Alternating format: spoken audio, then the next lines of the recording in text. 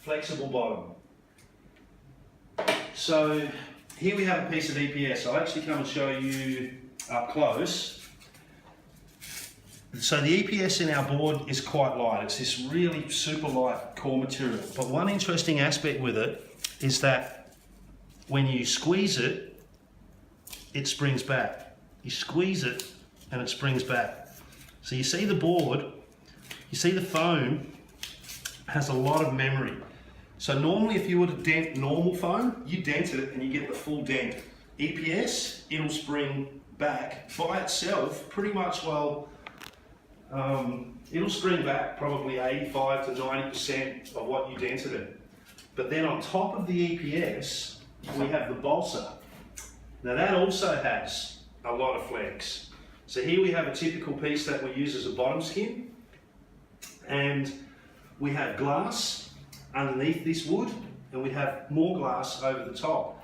Now epoxy resin is also known for its flexibility in that you can bend it a long way. I remember an experiment I did years ago where I got some polyester resin, which is what a standard surfboard is made from, and some fiberglass, and I made strips of it. And I remember bending it and it literally just snapped in my hand like a wooden ruler.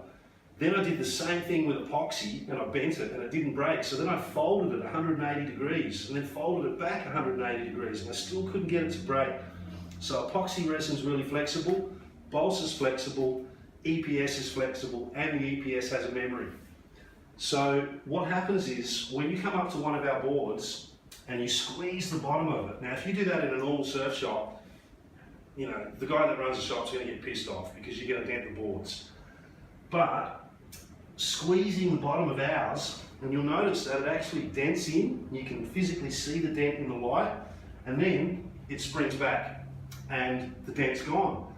So what that does is that offers the board a really smooth, cushioned ride.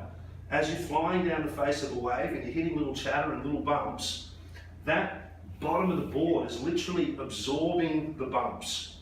Now, you've still got structure to the board with the deck and the parabolic rail, and I'll discuss that later. But the bottom of the board really just absorbs impact and gives you a super smooth and cushioned ride.